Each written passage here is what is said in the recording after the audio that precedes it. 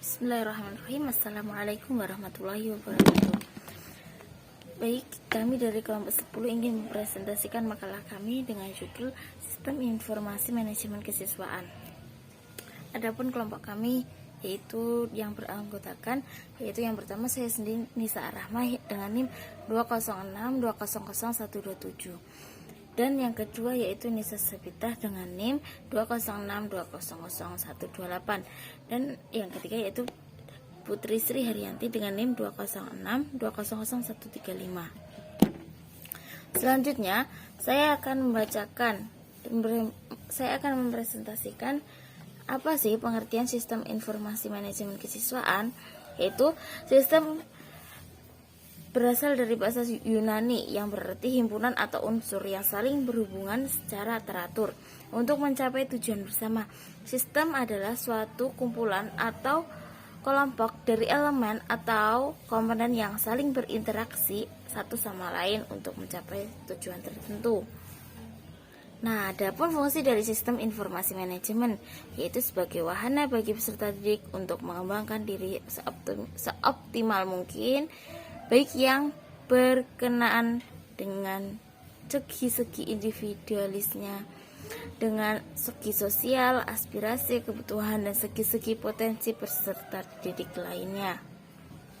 Yaitu guna sistem informasi manajemen kesiswaan, yaitu yang pertama, informasi adalah pengelolaan sumber daya yang dimiliki oleh sekolah atau organisasi, diantaranya adalah manusia, uang, metode, material, mesin, dan pemasaran yang dilakukan dengan sistematis dalam suatu proses. Yang kedua, manajemen adalah pengelolaan sumber daya yang dimiliki oleh sekolah atau organisasi yang diantaranya adalah manusia, uang, metode, material, dan lainnya. Nah, adapun tujuan dan fungsi sistem informasi manajemen kesiswaan, itu yang tujuan sistem informasi manajemen kesiswaan atau peserta didik adalah mengatur kegiatan-kegiatan peserta didik agar kegiatan-kegiatan tersebut menunjang proses pembelajaran di lembaga pendidikan sekolah yang dapat berjalan lancar dan tertib.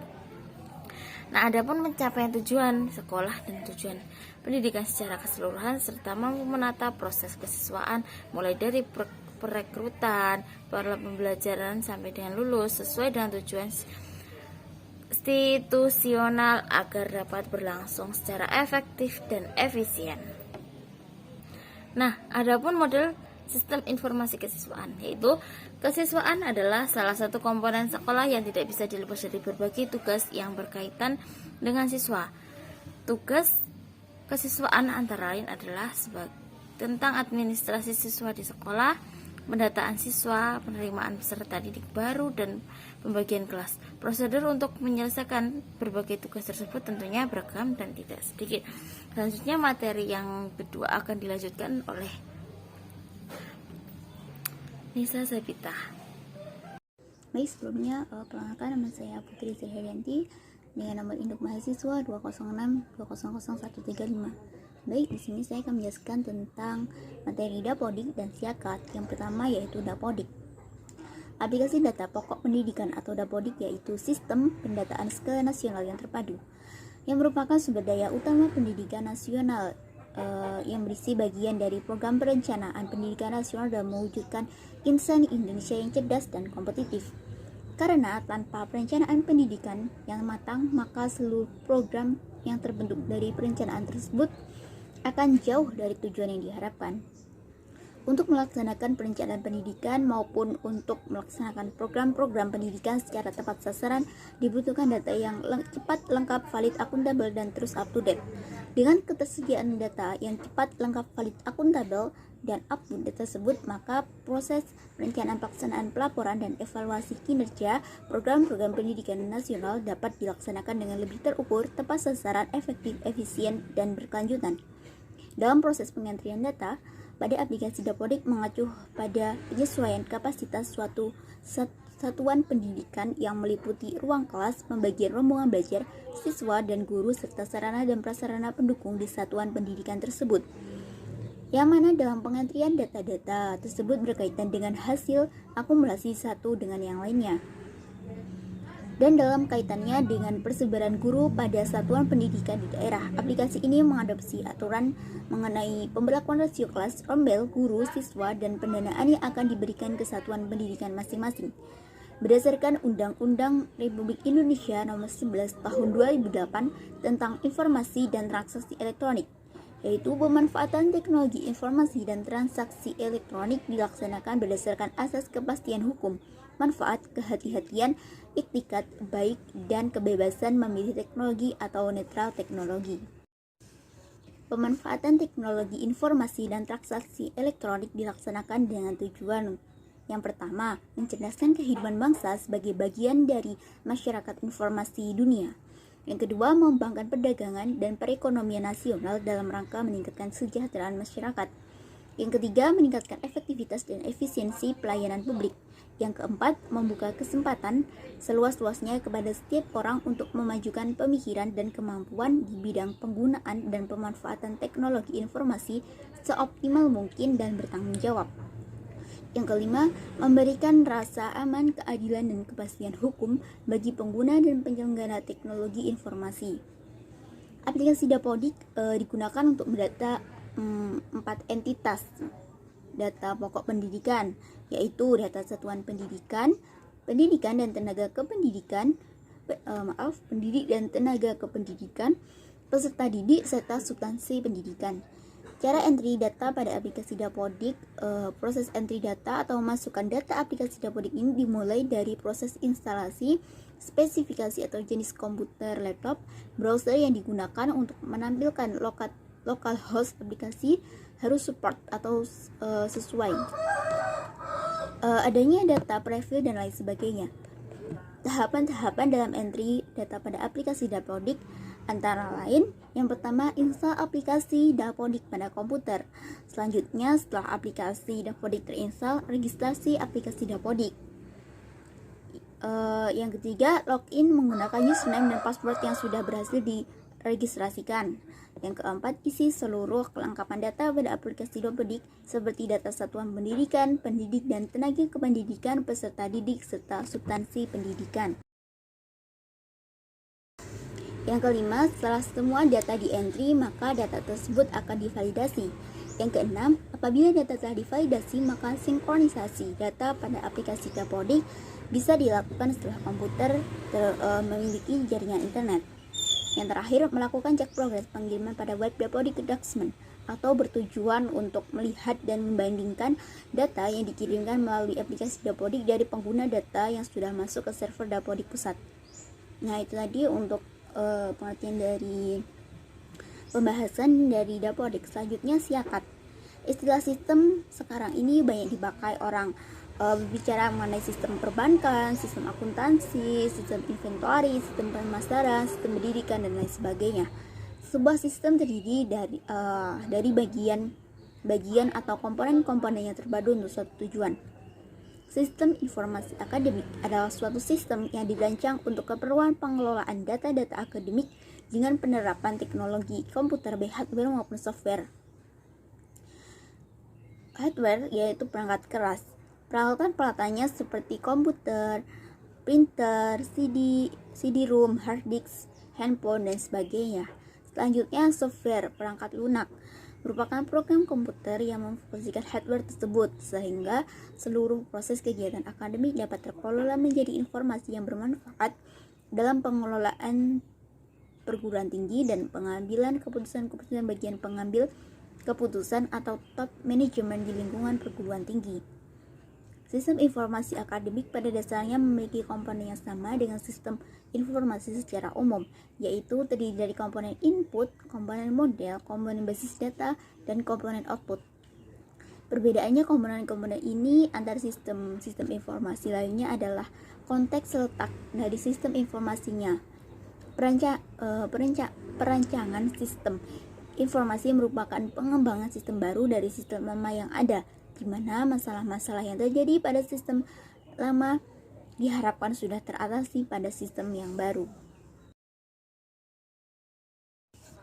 Pengertian perancangan sistem informasi. Yang pertama, tahap setelah analisis dari siklus pengembangan sistem.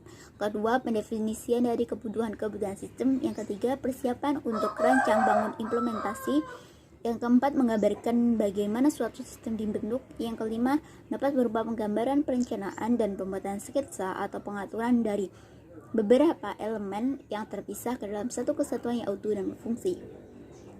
Selanjutnya, proses dari sistem informasi akademik. Yang pertama, yaitu input data mahasiswa didapat dari mahasiswa yang bersangkutan saat registrasi ulang dengan output daftar nama mahasiswa.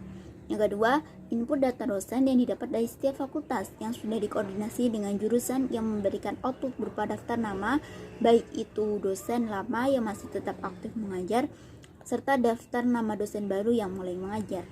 Yang ketiga, input data mata kuliah yang didapat dari setiap jurusan di lingkungan universitas dengan memiliki output jadwal kuliah dan jumlah SKS tiap mata kuliah yang sudah ditentukan. Yang keempat, input KRS didapat dari pilihan mahasiswa untuk mata kuliah yang akan diambil dan dengan ketentuan yang berlaku. Input KRS ini memiliki output absen mahasiswa per setiap mata kuliahnya. Yang kelima, input daftar nilai mahasiswa didapat dari setiap jurusan di lingkungan universitas. Mahasiswa wajib mengisi KRS karena itu merupakan salah satu syarat agar KHS dapat keluar. Yang keenam, input daftar nama mahasiswa yang telah lulus yang didapat dari setiap jurusan yang telah dikumpulkan pada fakultas. Setelah itu, ke lembaga yang menghasilkan output berupa daftar nama wisudawan. Yang terakhir, input data keuangan yang didapat dari bagian administrasi yang telah dikoordinasikan baik pada setiap jurusan melalui fakultas dengan output data mahasiswa yang masih aktif dan dapat mengikuti program semester berikutnya. Selanjutnya, keuntungan sistem informasi akademik, yaitu beberapa keuntungan yang dapat diperoleh dengan penerapan sistem informasi akademik. Pertama, kemudahan bagi mahasiswa untuk memperoleh informasi tanpa harus melakukan interaksi langsung dengan bagian administrasi, karena informasi tersebut dapat diperoleh dengan melakukan pencarian data melalui komputer yang terkoneksi dengan internet. Sistem ini juga mempermudah bagian administrasi dengan berkurangnya interaksi secara langsung yang digantikan oleh interaksi terhadap data-data yang diinputkan oleh mahasiswa yang merupakan kebutuhan untuk proses pengolahan data. Penyimpanan data yang terstruktur menggunakan database yang tersimpan di dalam komputer juga menjadi salah satu keunggulan penggunaan sistem informasi akademik. Kegiatan mengupdate informasi antara bagian administrasi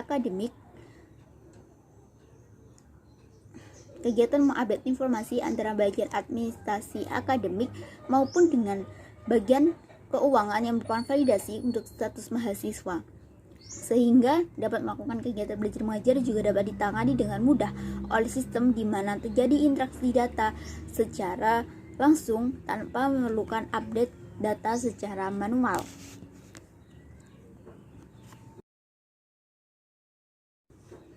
Selanjutnya, secara umum tujuan dari sistem informasi akademik adalah memberikan informasi tentang kepentingan akademik, misalnya data mahasiswa, KRS, KHS, dan lain sebagainya.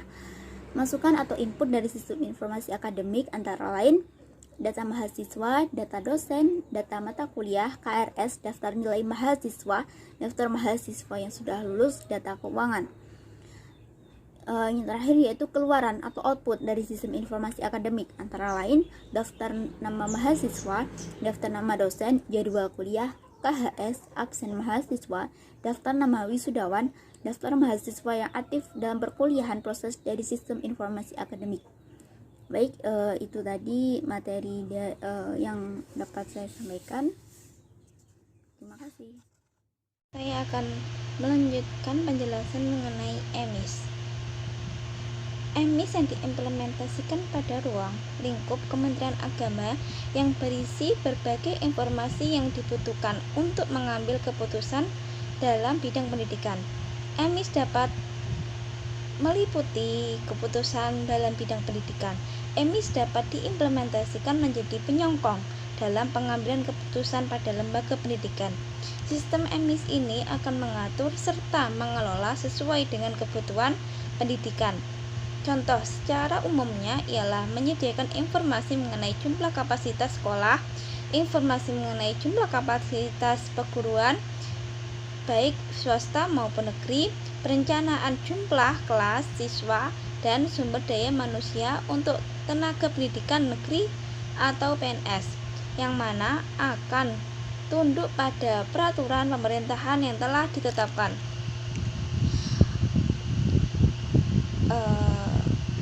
WhatsApp dapat didefinisikan sebagai layanan pesan yang mengimplementasikan sambungan internet pada ponsel pengguna agar dapat chattingan dengan pengguna WhatsApp yang lainnya.